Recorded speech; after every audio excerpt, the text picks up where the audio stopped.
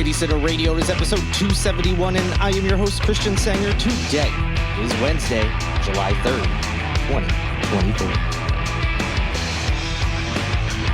Happy Independence Day, a day early, I know, but obviously this is the last podcast before the holiday. If you need to find some plans, looking for fireworks or anything else, go to holycitycenter.com/calendar to see what is going on around town. Whatever you end up doing, stay safe out there. I'm not sure what the weather outlook is. I'm sure it's going to be hot, although, and when I'm recording this on Tuesday, it was, not too bad out, especially during the early or late afternoon, or I'm sorry, late morning, early afternoon.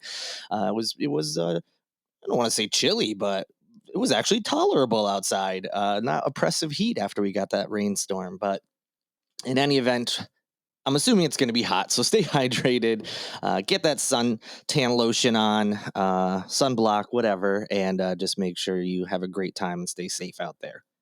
Nothing else really going on in my life worth reporting anyway, so we're going to jump right on into the latest news. There was an officer-involved shooting in Park Circle. I found out about it just like everybody else, I'm sure, and it was in the news. Didn't think too much of it, but then started to read the article, and it was quite the bizarre situation. And then to compound that, a friend of mine posted on their Instagram stories that this was her neighborhood. And not only was it in her neighborhood, but the suspect, I guess at the time is the best thing to call the person, had actually attempted to get into her home. And this will all make sense in a little bit. And, her door was locked. And so obviously the whole situation was very scary. It ends in a shooting. So it's a very bizarre situation and scary situation. And there's a lot of questions out there. And that's how I found out about the story. And then sadly, not that, no matter who the person was, this is a tragedy, but sadly found out later that the person that was shot and killed is actually a pretty popular local drummer. His name was Quentin Ravenel and was just 34 years old. So kind of sad story. Again, it's a tragedy anytime someone dies, particularly in a manner like this. But when it's someone in the community that is known at any level, it just seems to compound that a little bit because people, appreciate what they provided. And Ravenel was not just a well-known drummer, but it actually won some awards here in town, and was pretty well known to anybody who pays attention to local music. Whether you really knew his music or not, you might have known the name at least from seeing his name on performance schedules and things. And again, a tragedy for those who knew him. My heart goes out to all of them. But it's a very bizarre situation. And again, there's a lot of questions, and I'm not sure if we'll ever get the answers. But here's what happened. It all went down on Friday, June 28th. There was a call to police about a man that whoever the caller was said was acting in an erratic manner and making incoherent statements. Another news outlet reported that the person that called said there may have been an assault involved. So there's kind of conflicting on that, but all reports I've seen at least reference that Ravenel was allegedly acting in some kind of erratic manner and was making incoherent statements. So police were called to the 5,000 block of Braddock Avenue, which is in North Charleston in the Park Circle area. When they actually arrived in that area, though, they located Ravenel on a different street. Alpha Street is the name. And when they saw Ravenel there, he was apparently in some kind of confrontation with someone who turned out to be the owner of the home. So police, this officer went up there, tried to detain Ravenel. There was some sort of struggle. Ravenel was able to break free and then went into the residence that he was trying to enter. At that point, the homeowner and the police officer opened fire. Ravenel was hit and was ultimately pronounced dead just around 9 p.m. that night at the Trident Medical Center.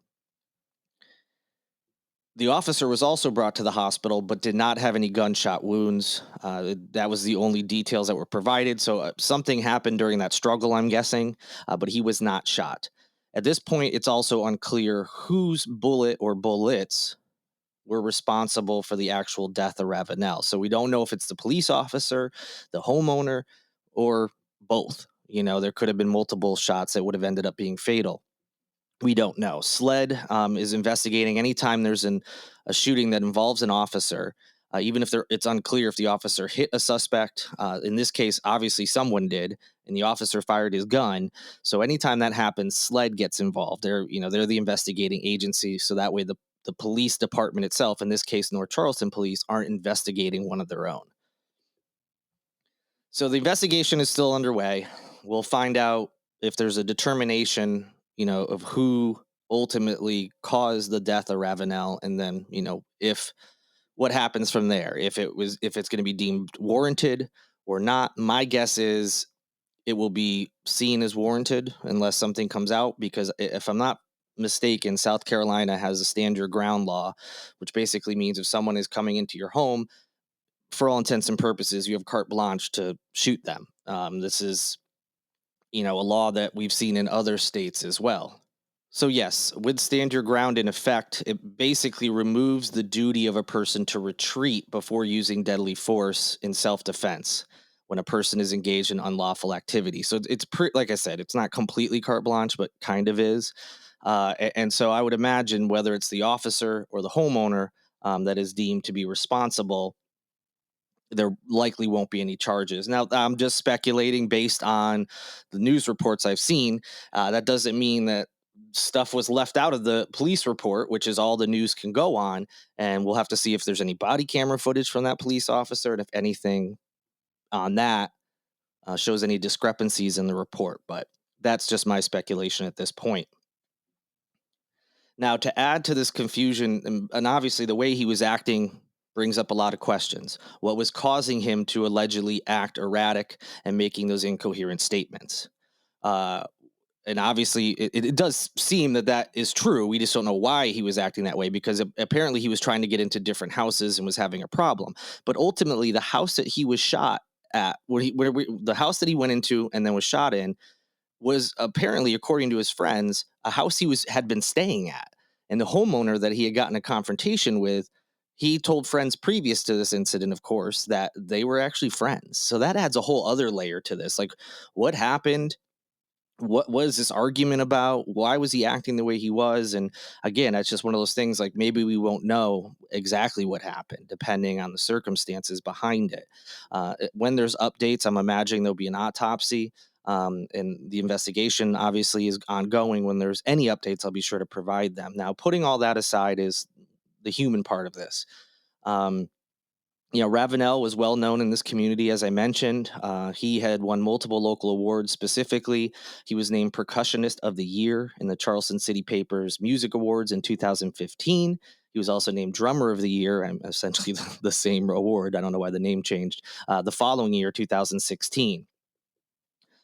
He had also played in a band called Ben Fagan and the Holy City Hooligans, that was named the Soul and R&B Band of the Year back in 2015. That also was in the Charleston City Paper.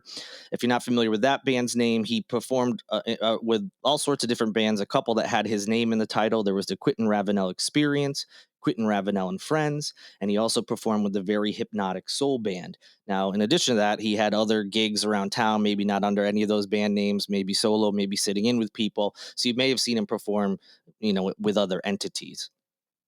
And on top of that, he was making waves outside of the community. The Post and Courier was reporting, and you can see some of this on his social media platforms.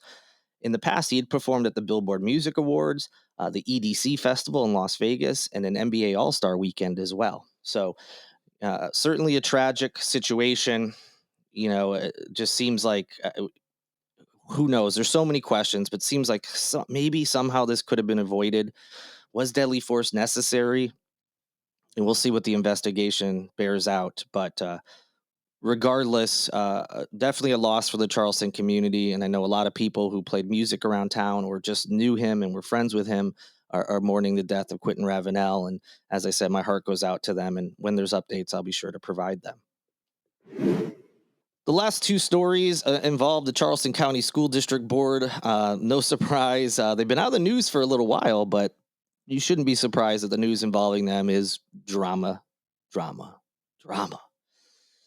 So here's the latest shenanigans with the majority faction of this board, which, if you remember, are backed by Moms for Liberty, a group that has been called a extremist organization, a hate group by places like the Southern Poverty Law Center and others. But putting that aside, uh, there was a press conference this week, and it happened a week after the Charleston County School District chairman attempted to censure a board member. She had a press conference and called the entire situation and allegations an attempt to take her off the school board. So a news conference was held this past Monday. It was led by Darlene Roberson, who is the school district board member I've been referencing, and she was sharing her side of the story after the board's chairman, whose name is Keith Grabowski, attempted to censure her. The three other minority board members and their names are Dr. Carol Temple, Darren Calhoun, and Courtney Waters were also in attendance, as well as some community advocates. They were all there to show their support for Roberson. So Roberson said, quote, "Last Monday was to shame and publicly embarrass me as a direct consequence of my desire to protect and serve the district. It is my personal belief that this was an attempt to politically assassinate my character, dim my light, to silence my voice, and to silence the collective voice of my constituency," end quote. So, what exactly happened? Well, during the meeting last Monday, Grabowski accused Roberson of violating policy for asking the district's lawyer a question without the board's approval. Yes, that's the extent of it. She asked the district's lawyer a question, and Grabowski claimed that she needed the board's approval to do that. And because she didn't get it, he wanted to censure her. For those who don't know, censure, it's used in politics on the federal level as well. It's basically just like a mark on a record of shame, shame, you shouldn't have done something. It doesn't necessarily carry any weight outside of the fact that it could look bad to voters. But it's not like it would have automatically removed her from the board, or that there's no real punishment or anything. It's just, hey, you shouldn't have done this. It's essentially like getting written up at work. Like, hey, you shouldn't have done this. You still have your job. There's no penalty, but it's on paper now, and this could affect you in some way down the line, but there's no immediate consequences. But again, when you're talking about politics and you're talking about people voting, especially in a school board race where you don't get a ton of people that come out and vote, it could make the difference in an election. And that's kind of what Roberson was saying. Now, did she break any rule? If she did, the censure could be completely legitimate. And that was sort of the question, and took place last Monday. And the meeting dragged on and on through the night as they tried to work this out. And ultimately, they voted not to censure her. So, going back to Roberson's press conference, she said the reason that she sought legal advice was for highly sensitive information that was shared with her back on April 19th. If that information was true, it would have had negative implications on both the professional and personal levels for the individuals that were involved. So Roberson said, in order to properly do her job as a publicly elected board member, she said that not seeking legal counsel would have been a dereliction of duty. So she felt she had some sensitive information. She wanted to know what she should do with it from a legal standpoint. And instead of just winging it like the majority faction on the board tends to do, she reached out to a professional to see what she should do. Now, a district lawyer that was in that meeting last Monday said that there is no rule that prevents a board member from asking questions. So there you go. The person who would know the answer, should a board member do this, gave the answer in the meeting last week, saying, no, this is perfectly normal. And this whole censure thing was completely unwarranted. Now, Waters explained at the news conference that the district has outside counsel, and if a board member needs something, the district has to pay $400 an hour to get information. So that's just an FYI kind of thing. In response to his attempt to censure her and the comments made at the news conference, Grabowski told local media that he stands by his vote, which seems ridiculous considering a district lawyer said there is no rule that was broken. So there's that. Once again, the majority faction kind of just doing stuff willy-nilly without actually thinking about the consequences, or taking a moment and saying, hey, could I possibly be in the wrong here? Could this look bad? Even if his intentions weren't nefarious, even if he wasn't out to get her, which is what she's kind of saying, like he was looking for a reason to kind of smear her and maybe make it difficult for her to get reelected. Even if that wasn't the case, if it was truly just he really was under the impression that something wrong had happened and that was it, you still got to be sure if you're going to bring up censoring. Like, it just, Just classic move by Grabowski. And if it wasn't him, I wouldn't have been surprised if it was any other member of that majority faction on the board. As we've seen throughout their tenure, they have made so many mistakes. They've bungled and bumbled their way through all sorts of different um, meetings and procedures, and they just constantly seem to be doing something wrong. And as we've talked about, that's what happens when you elect unserious people who have no business being involved in these decisions because they ran on one platform this whole mask debate. These are all people who came out of the mask debate. That's where Moms for Liberty, that whole group came out of, and they've since expanded and putting their tentacles in all sorts of political things, not just the mask debate. But when you get people who that's the only reason they ran was, oh, I want to protect the kids from the government and the wokeness. And then when there's no pandemic, well, did the pandemic ever really end? But when we're not really doing pandemic protocols or anything like that anymore, they don't know what to do now. They ran on this one, pet project basically. And then like, oh, I guess we'll do the other stuff the Moms for Liberty folks want, like book banning and, trying to end quote unquote wokeness and CRT quote unquote. You're going to get stuff like this where they have no clue what they're actually doing. And the drama doesn't stop there because the next story also has drama. So, in addition to that last story, the Charleston County School District's Board of Trustees on Monday as well had to address allegations that were made against Superintendent Anita Huggins. Now, I have previously talked about this on this podcast, so some of this you'll know, but we have an official response now. All of this stems from a June 10th letter from a district employee to the board that was accusing Huggins and some others of creating a hostile work environment. In response to that, and if you don't remember all the details about that, you can go back and listen to the previous podcast that talked about this. Of course, Google, look up these articles online. So in response, board leaders had said that there's an investigation into the matter and that it immediately took place when the complaint was made. During a special called meeting on Monday evening, board chairman Keith Grabowski, who we were just talking about, said that he understands the seriousness of the accusations and have taken steps to address it. Now, this was in response to some comments apparently that were coming from members of the community that were wondering what's going on with this investigation. Are you taking this seriously? And I think a big reason for that, and again, this is just me speculating, is because this same board member had accused the last superintendent, who was Dr. Eric Gallion, and you may remember the drama about that, where he was hired, and basically the majority faction of the school board made his life as difficult as possible. Um, they got allegations, these same ones, from the same employee, and they used it as a way to try to oust him. And it led to a lawsuit that was ultimately dropped when Gallion agreed to step down, and the board agreed to give him some kind of severance pay. So that happened so quickly, and it seemed so clear that they were using anything to get rid of the superintendent that they did not want, even though they voted for him. But remember, they bungled that whole thing too, where the names of the finalists leaked online, and then a bunch of them dropped out, and they really didn't have a choice. Not that Dr. Garrett Gallion wasn't qualified for the job, but it was clearly not the person the majority faction on the school board wanted. And there's accusations as to why that is. We'll leave it at that.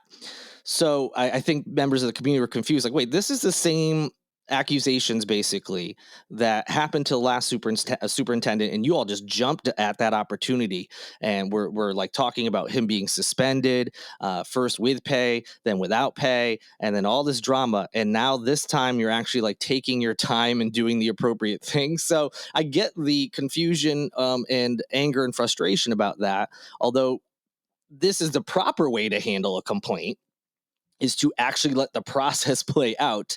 But it certainly looks bad when you consider how they acted the first time around. So anyway, Grabowski said that their attorneys conducted what he called an impartial and detailed investigation and found no basis for the claims made against the superintendent and or any other members of the school district administration. He also claimed that the investigation had been conducted with the highest level of integrity and transparency.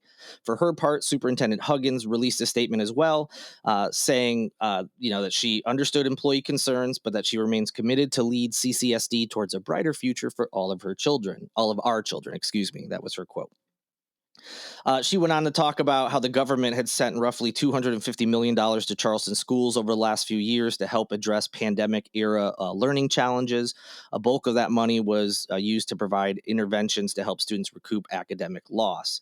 So Huggins said that she was planning out to the 2024-2025 school year with this, significant and strategic undertaking, in her words, and she wanted to make sure she was doing right by the students. So why am I talking about these payments from the government? Because that's partially what the complaint was about, that the school district, under multiple superintendents, not just Huggins, may have been inappropriately using these funds for, projects that they shouldn't have been used for. And that was part of the investigation. The employee also said that they felt like they were, kind of being sidelined or blackballed for speaking up about these potential issues, and felt that, they were given a new job, even though it was the same pay, it was a different title, and felt that was like a demotion. And so that's what it's all stemming from. So according to Grabowski, there's been no lawyers have looked into it, and they have found no basis for those claims. However, he mentioned that they will not be releasing the report as the investigation is ongoing, and didn't want to, interrupt the integrity of the investigation, which doesn't make a whole lot of sense. If they've already found that the claims are baseless, how is the investigation not complete yet? So that's another issue that the community has with this whole thing, is that, well, you said that there's no basis for these accusations, but you're not providing us with any details on the investigation, and claiming that you can't release those details yet because it's ongoing. It makes no sense. And again, the other part of it is how vastly different this situation was compared to the last superintendent. And it's really, I mean, for all intents and purposes, it's the exact same type of accusation. So, drama, CCSD school board, they just can't seem to walk and chew gum at the same time. They can't even do one of those things on its own, it seems, without bungling it somehow. As usual, I'll keep you up to date on all their shenanigans. That'll do it for this edition of Holy City Center Radio. I hope you enjoyed it. If you did, please rate, review, like, subscribe, all the things. Please do that. It really helps out. Whatever streaming platform you're on, any kind of interaction will help out, so that this podcast can get out there to some more people, some new listeners. I want to thank Lindsay Marie Collins, who produces this and every episode of Holy City Center Radio, and also Tyler Boone, whose music you hear in each and every show. Hope you have a great rest of your week. Enjoy your 4th of July festivities. Stay safe out there. Have fun. And I will talk to you on Friday. But until then, good night and good luck.